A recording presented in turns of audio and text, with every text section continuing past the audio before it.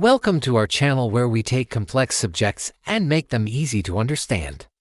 Today, we're going to look at the amazing Bible story of Esther, a tale of courage, betrayal, intrigue, and divine intervention. If you're ready, let's get started. In the days of King Xerxes, also known as Ahasuerus, who reigned over the vast Persian Empire, there lived a man named Mordecai in the city of Susa.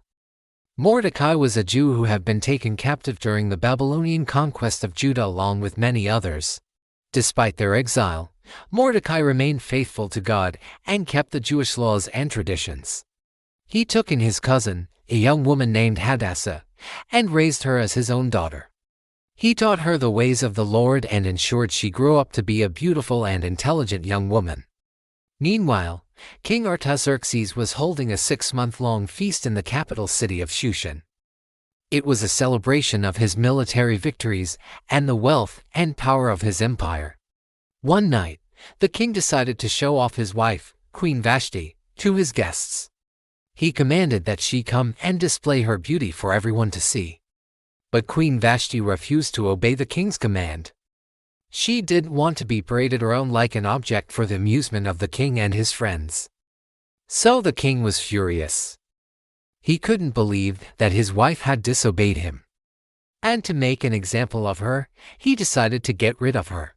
Now, the king's counselors tried to convince him that getting rid of the queen was not a big deal. After all, he was the king and he could easily find another woman to replace her. But the king wouldn't listen. He was determined to get rid of Vashti and find a new queen. So, he sent a messenger throughout the kingdom with orders to bring all the beautiful young women to the capital to compete for the title of the new queen. And among those who were brought to the king's palace was Esther, Mordecai's adopted daughter.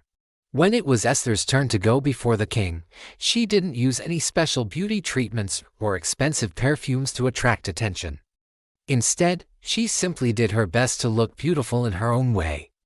And when she went before the king, he was completely captivated by her beauty. And it was at that moment that Esther became the new queen of the Persian Empire.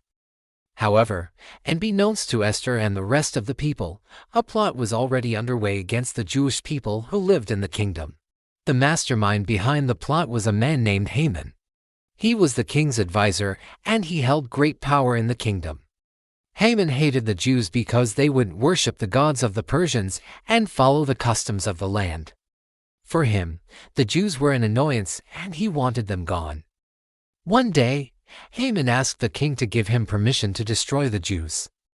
He said that these people were disobedient and caused trouble in the empire.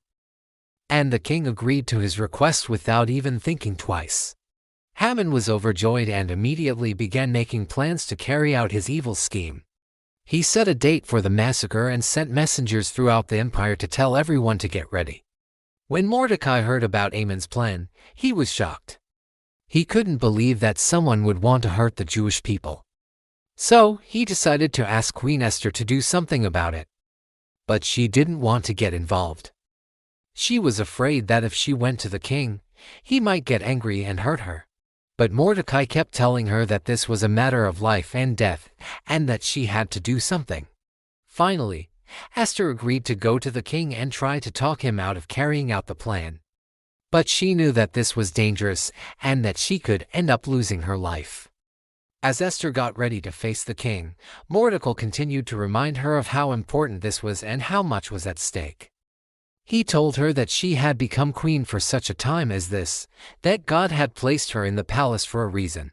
And he encouraged her to trust in God and do what was right. With newfound determination, Esther took a risk and walked into the king's court without being summoned. This was a bold move, because anyone who went into the king's court without being called was usually put to death. But miraculously, the king didn't get angry. He saw his beloved wife standing in front of him, and he extended his golden scepter towards her, which was a sign of his favor. This gave Esther the courage to speak up and explain why she was there.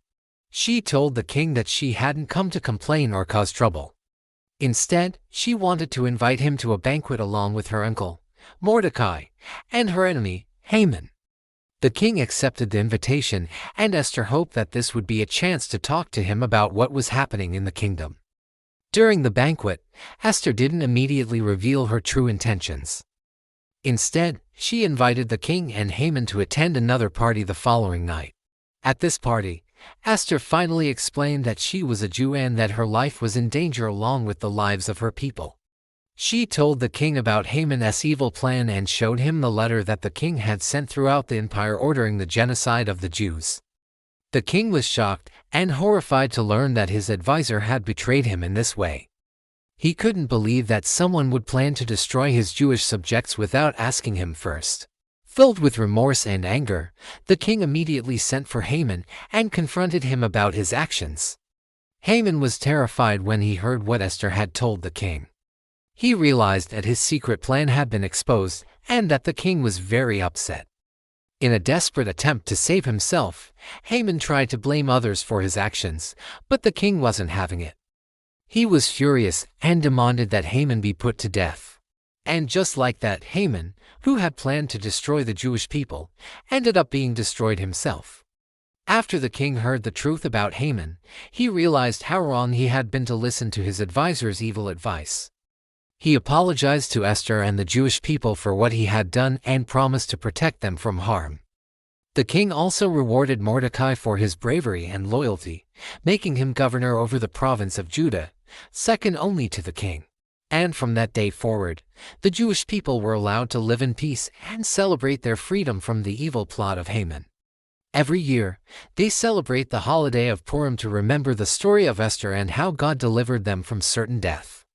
So the next time you feel like everything is going against you, remember the story of Esther. Don't give up in the face of difficulty. Keep believing in God, and don't be afraid to take risks when necessary. Who knows, your seemingly impossible situation might just turn around for the better in an instant.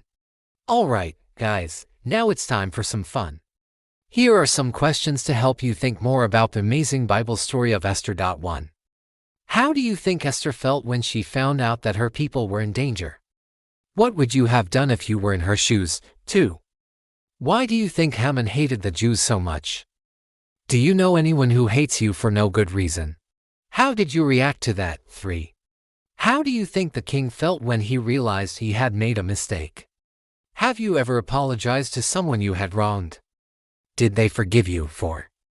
What do you think Mordecai meant when he told Esther that she had become queen for such a time as this? What is your purpose in life? Alright, guys, thank you for watching. We hope you enjoyed the amazing Bible story of Esther. If you liked this video, please hit the like button below. And don't forget to subscribe so you won't miss out on any of our future videos. Until next time, stay curious, stay awesome.